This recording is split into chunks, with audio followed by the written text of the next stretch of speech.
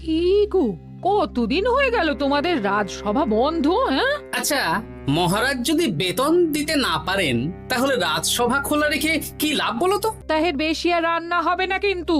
হ্যাঁ, সেই জন্যই তো হিসেব করছি। বাড়িতে অপ্রয়োজনীয় যা যা জিনিসপত্র আছে সেসব বেচে দেব। আর বেচার মতো কিছুই নেই গো। দেখো, তুমি সব সময় আমার পরেই খাও, তাই আমাদের একটা করে থালা বাটি বেচে দিলে তো কোনো সমস্যা নেই গিন্নি। এই তোমার মাথা না কাজ করছে না। যাও বাইরে ঘুরে এসো, পারলে বাজার থেকে ধার করে হলেও একটু চাল নিয়ে এসো। দেখি যদি কোনো সহৃদয় ব্যক্তি চাল দেয়।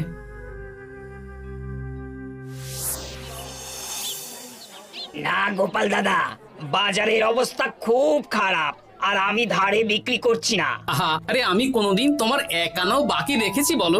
আমি বুঝতে পারছি গোপাল দাদা, কিন্তু আমিও নিরুপায়। গত মাসের বেতন এখনো পাইনি। মহারাজ অনির্দিষ্ট কালের জন্য রাজসভা বন্ধ রেখেছেন। বিশ্বাস করো, বেতন পেলেই তোমার ধার আমি মিটিয়ে দেব। এই সপ্তাহ খানেক আগে একই কথা বলে সেনাপতি ধারে 25 কেজি চাল নিয়ে গেছেন। এখন ওনার কোনোই পাত্তা নেই। কি যে করি, কাছের বন্ধু বলতে বিজ্ঞানী আর সভাকবি। দেখি ওদের বাড়িতে একবার ঢুঁ মেরে।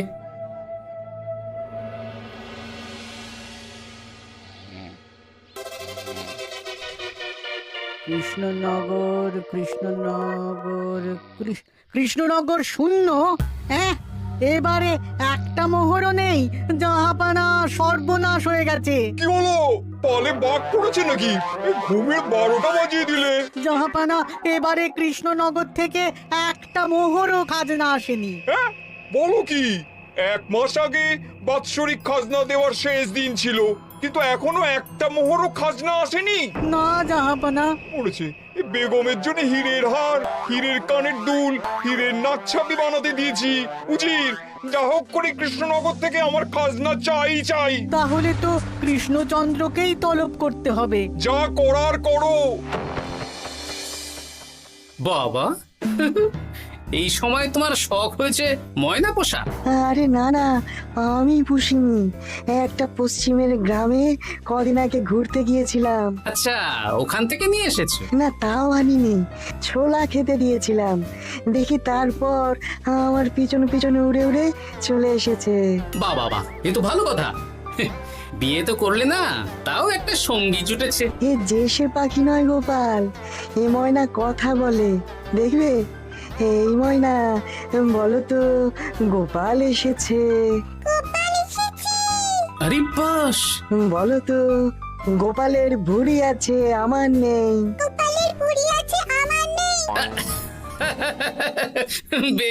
বেশ। এ ভোরবেলা আমার কাছে আসে, সারাদিন আমার কাছে থাকে, আবার সন্ধে হলেই নিজের বাসায় নিজেই ফিরে যায়। বুদ্ধিমান পাখি। ওই গ্রামে শাখে শাখে ঝাঁকে ঝাঁকে ময়না। বেশ, বুঝলাম। তা বিজ্ঞানী, তোমার কাছে আমি আসলে একটা দরকারে এসেছি। বলো কি দরকার? আসলে ওই টানাটানির সংসার চলছে, বুঝলে। বাড়িতে চাল বাড়ন্ত, কদিন পরে হাঁড়ি চড়বে না। তুমি কিছু পয়সা ধার দিতে পারবে? আরে এমন করে বলছো কেন? আমার তো সংসার নেই, এত খরচও নেই। তুমি বাড়ি যাও, আমি 2 বস্তা চাল পাঠিয়ে দেব। ধন্যবাদ বিজ্ঞানী, তোমার মতো বন্ধু পাওয়া মুশকিল।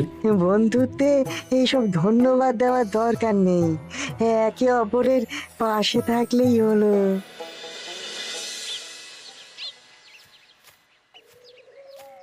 এ কি গো, খালি হাতে ঢুকছো যে? বিজ্ঞানী আমাদের 2 বস্তা চাল পাঠাবে, তাই কিছুটা হলেও চিন্তা কমলো, বুঝলে। ওমা, এই তো সারা বাজার ঘুরে তো ধারে চাল পেলাম না, অগত্যা বিজ্ঞানীর বাড়ি গেলাম। উনি সত্যি তোমার বন্ধু? হ্যাঁ গিন্নি, জানি না কতদিন আমাদের রাজসভার সমস্যাটা চলবে। দেখি অন্য কোনো কাজে লাগতে হবে, বুঝলে। এই দেখো, যা করার তাড়াতাড়ি করো, এভাবে তো আর চলতে পারে না গো। কি নবাব বাহাদুর আমাকে ডাকছেন? হ্যাঁ, জাহাপনা আপনার উপরে রেগে আছেন। অতি সত্বর আপনাকে দেখা করতে বলেছেন। এবারে চাষাবাদের মন্দার কারণে রাজস্ব আদায় তেমন ভালো হয়নি। তাই খাজনা পাঠাতে পারিনি। আর কিছুদিন অপেক্ষা করতে বলুন, আমি ঠিক খাজনা পাঠিয়ে দেব। এখন আর খাজনা নিয়ে কথা বলবেন কিনা জানি না। আপনাকে নবাব এই আদেশ পাঠিয়েছেন, আপনি 2 দিনের মধ্যে নবাব বাহাদুরের সাথে দেখা করবেন। আচ্ছা ঠিক আছে।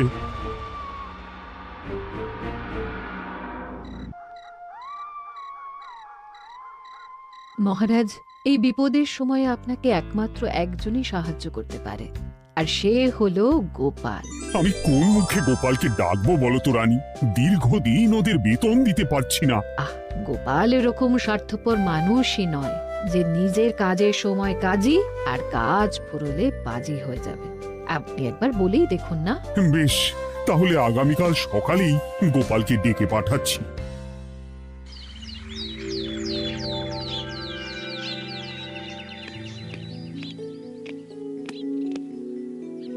আসতে পারি মহারাজ? হ্যাঁ গোপাল, এসো এসো। মহারাজ আমাকে হঠাৎ ডেকে পাঠালেন যে? শোনো, নবাব বাহাদুর বলেছেন ওখানে যেতে হবে, কারণ এবারে কৃষ্ণনগর থেকে কোনো খাজনা পৌঁছয়নি।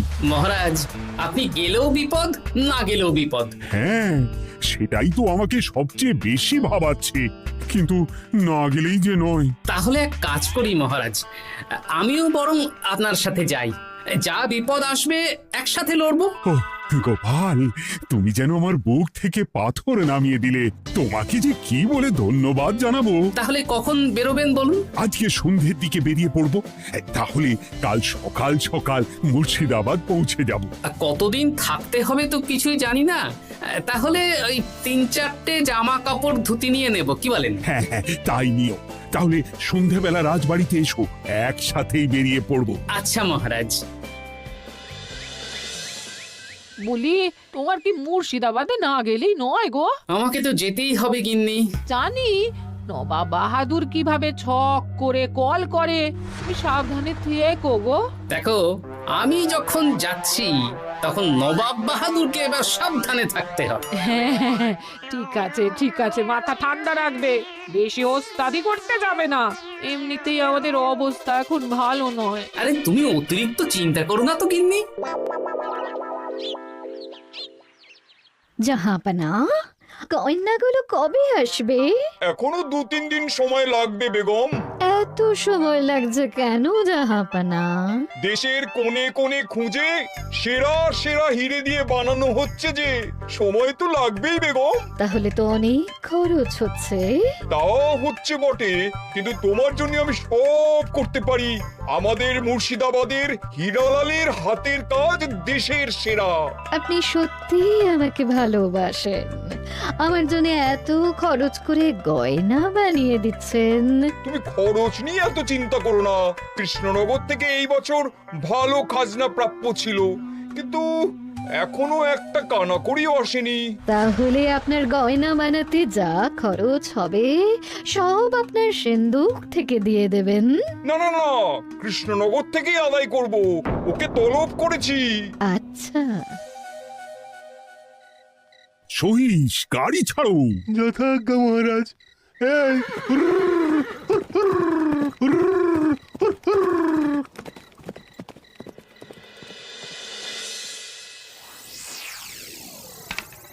এত রাতে আবার কে এলো রে বাবা? খুলছে খুলছে।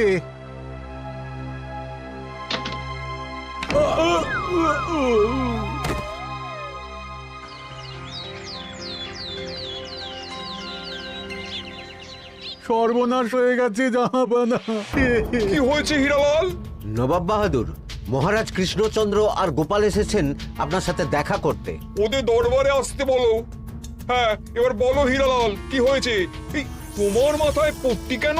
জাহাপানা, গত রাতে আমার সর্বস্ব লুট হয়ে গেছে। বলো কি হীরালাল? তোমার কাছেই তো বেগমের হীরের সব গয়নাগাটি বানাতে দিয়েছিলাম। হ্যাঁ জাহাপানা, সব গেছে। আমার মাথায় মেরে সব লুট করে নিয়ে গেছে। এবার আমি কি করব জাহাপানা? বেগম সাহেবা, আপনার গয়না যে হীরালাল শেখরার কাছে জাহাপনা বানাতে দিয়েছিলেন, ওনার সব লুট হয়ে গেছে। মানে আমি এক্ষুনি নিজের কানে শুনে এলাম, এখন হীরালাল শেখরা এসেছে। আমি এক্ষুনি যাচ্ছি। কি করবো জাহাপানা, আমার তো সব শেষ হয়ে গেল। আমি কোনো কথা শুনতে চাই না, আমার ওই হীরের গয়নাগুলো চাই। চাই বললেই তো পেয়ে যাবে না। এখন এই গয়না শুধু নয়, হীরালালের সব সোনা দানা চুরি হয়ে গেছে।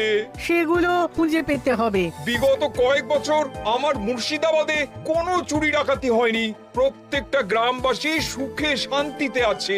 বাইরের কোনো শত্রু আসারও সুযোগ নেই। গ্রামের সীমানায় দিন রাত প্রহরী থাকে। যদি এসেও থাকে পালাতে পারবে না। এবারে তাহলে চোরটা কে বুঝবো কি করে?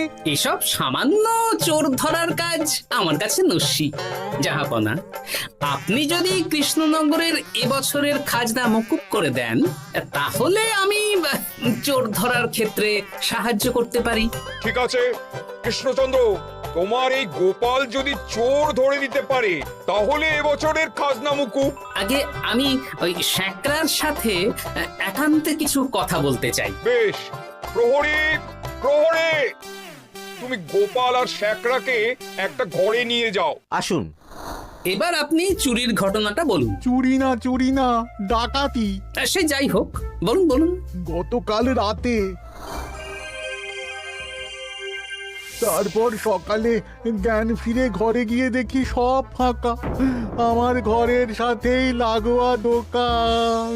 আচ্ছা, দেখুন, আমি আপনার কথা শুনে আর একটু আগের যা আলোচনা শুনলাম, তার থেকে মনে হচ্ছে এই চোর স্থানীয় চোর। কি করে বুঝলেন? কারণ বাইরের চোর হলে তো এত নিখুঁত কাজ করা সম্ভব নয়।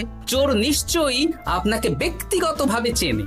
হ্যাঁ, এবার মশাই আপনি বলুন তো, আপনার কোনো শত্রু আছে? না, শত্রু নেই তেমন। আমার সাথে কারো সম্পর্ক খারাপ নেই। আর আমাদের পাড়ায় সবাই ব্যবসায়ী, সবাই সম্ভ্রান্ত লোকজন। বেশ, তাহলে সব ব্যবসায়ীদেরকেই রাখতে হবে। আমি নবাব বাহাদুরকে বলে দিচ্ছি, আপনি এখন আসুন। নবাব বাহাদুর, আপনি ওই গ্রামের সকল ব্যবসায়ীদের আপনার মহলে ডাকার ব্যবস্থা করুন। সবাই কিন্তু বেশ সম্ভ্রান্ত ব্যবসায়ী। সে হোক না, ওই গ্রামে তো সবাই ব্যবসায়ী, আর বাইরের কোনো লোক গ্রামে ঢোকেনি বা বাইরেও যায়নি। তাই যদি কেউ চোর থেকে থাকে তাহলে ওই ব্যবসায়ীদের মধ্যেই আছে। বেশ, আমি সবাইকে আমার মহলে নিয়ে আসার ব্যবস্থা করছি। আর একটা ফাঁকা বড় ঘর চাই, যেখানে চোর ধরার পরীক্ষা হবে। আর সেই ঘরে আমাদের কৃষ্ণনগরের ঘোড়া চোর ধরবে। হ্যাঁ, ঘোড়া চোর ধরবে? হ্যাঁ, যে ঘোড়ার গাড়িতে আমরা এসেছি সেই ঘোড়া। যদি চোর না ধরতে পারো তাহলে পুরো খাজনা তো গায়ের জোরে নেব, সাথে সাথে কৃষ্ণনগরটাও কেড়ে নেব। আমার উপর একটু ভরসা রাখুন নবাব বাহাদুর, আর যা বললাম করুন। বেশ, শুনুন, এই ঘরে আমার এক প্রিয় ঘোড়া আছে, আর সামনে একটা বালতিতে ছোলা সেদ্ধ রাখা আছে। আপনারা সকল ব্যবসায়ীগণ একে একে যাবেন, দরজা ভিতর থেকে বন্ধ করবেন, আর ঘোড়াকে এক মুঠো করে ছোলা খাইয়ে ফিরে আসবেন। তারপর কি বাড়ি চলে যাব?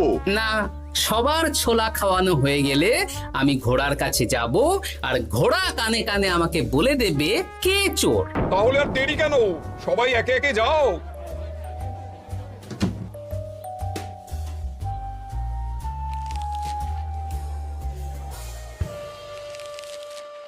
কি করি যদি ঘোড়া সত্যি সত্যি বুঝে যায়? ছোলা খাওয়াবোই না। ব্যাস, ছোলা খাওয়ানো হয়ে গেল। এবার গোপাল বলো তো কে চোর? দাঁড়ান, ঘোড়ার মুখের কথা শুনে আসি। আমি বলে দিচ্ছি জাহাপানা, গোপাল এসব মশকরা করছে, সব মশকরা।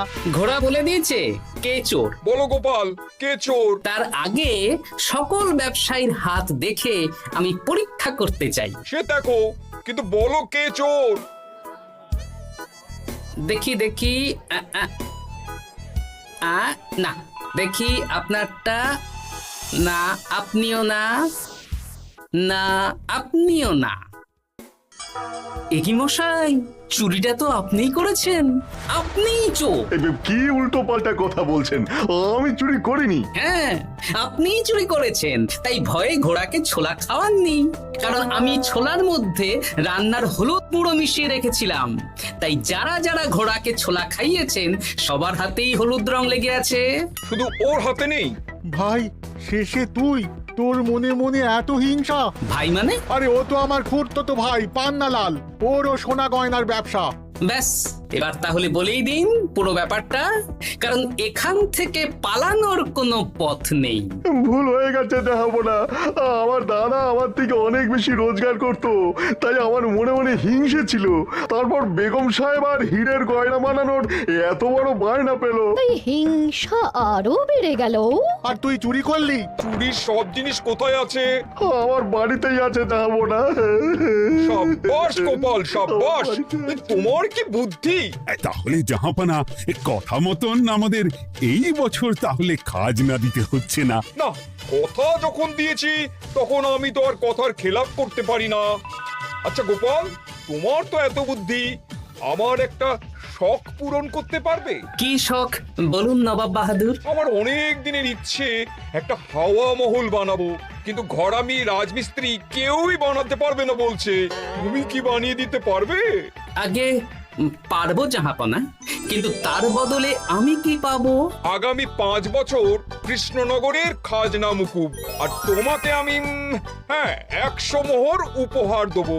বেশ, তাহলে আপনি আমাকে দিন 7 সময় দিন, আর 7 দিন পরে আমার বাড়ির সামনে চলে আসুন। হাওয়া মহল বানিয়ে রাখবো, আপনি নিয়ে যাবেন। বেশ, তাহলে 7 দিন পরে কৃষ্ণনগরে দেখা হচ্ছে। যদি না বানাতে পারো তাহলে কিন্তু আগামী 5 বছর কৃষ্ণনগরকে দ্বিগুণ খাজনা দিতে হবে, এই আমি বলে দিলাম। বেশ, রাজি।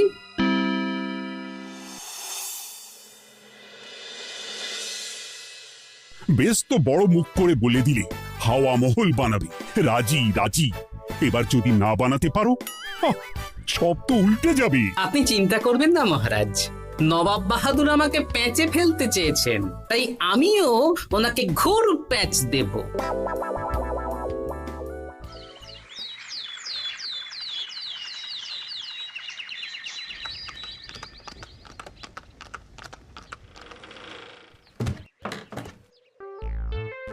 কি গোপাল, আরে কোথায় আমার হাওয়া মহল? 7 দিন হয়ে গেছে তো, তাই মহল দেখতে চলে এলাম। কাজ একদম শেষ পর্যায়ে, চলুন পশ্চিমের মাঠে চলুন। গিন্নি, তুমি মহারাজকে খবর দাও আর বলো পশ্চিমের মাঠে চলে আসতে। আরে তাড়াতাড়ি কর, তাড়াতাড়ি কর। ওই দেখুন, আপনার হাওয়া মহল তৈরি হয়ে গেছে। কই? উপরে দেখুন। ওরে, নবাবের হাওয়া মহল বলে কথা, ইট কথা হয়ে গেছে। এবার রং কর, রং কর। হাওয়া মহল রং করছি তো, এত তাড়া দিস না। আরে তাড়াতাড়ি কর, তাড়াতাড়ি কর। আরে এসব আবার কি? ময়না পাখি হাওয়া মহল তৈরি করছে? হ্যাঁ, হাওয়া মহল তো, তাই হাওয়াতেই তৈরি হচ্ছে। হাওয়া তো আর চোখে দেখা যায় না, আমি তৈরি করিয়ে দিয়েছি। এবার জাহাপনা আপনি নিয়ে যান। হয়ে গেল, এবারেও গোপাল দাও মেরে দিল। মানে আমি কি করে? সে তো জানি না জাহাপনা, আপনি বলেছিলেন হাওয়া মহল বানিয়ে দিতে হবে, আর আমি আপনার আবদার পূরণ করেছি। এখন আগামী 5 বছর আমরা খাজনা মুক্ত। সাব্বাস গোপাল। ওরে, রংটা ভালো করে কর, ভালো করে কর। নবাবের হাওয়া মহল। গোপাল, তুমি সত্যিই বুদ্ধিমান, তোমার বুদ্ধির জবাব নেই। শোনো, আগামী 5 বছর কৃষ্ণনগরের খাজনা মুকুব, আর এই নাও তোমার 100 মোহর উপহার। এবার বলো, তুমি এই অসম্ভবকে সম্ভব করলে কি করে? আমি বুঝতেই পেরেছিলাম, আপনার মুর্শিদাবাদের চোর ধরার পরে আপনি আমাকে যখন হাওয়া মহল বানাতে বললেন, তখন নিশ্চয়ই কোনো উদ্দেশ্য আছে। কারণ আপনি তো মন থেকে চাননি যে খাজনা না দিয়ে আমরা মুক্তি পাই। তাই গোপাল এই চালটা চাললো। যদিও আমি গোপালকে একটু সাহায্য করেছি। কিরকম সাহায্য? কদিন আগে আমি বিজ্ঞানীর ঘরে গিয়ে দেখি একটা ময়না হুবহু মানুষের মতন কথা বলছে। আর বিজ্ঞানী বলল এরকম অনেক ময়না পাখি আছে। ব্যাস এই এক সপ্তাহ ধরে আমি ময়নাগুলোকে বিভিন্ন বুলি শেখালাম, আর ওরা সেগুলোই বলে চলেছে। নয় হ্যাঁ। ওরে রংটা ভালো করে কর, ভালো করে কর, নবাবের হাওয়া মহল। মহারাজ 100 মোহর আপনি রাখুন। আমাদের সব সভাসদদের এই মোহর থেকেই আপাতত বেতন দিয়ে রাজসভা শুরু করুন। ধন্যবাদ গোপাল, তোমাকে আমার সভাসদ পেয়ে আমরা সবাই ধন্য। আর বিজ্ঞানীকেও।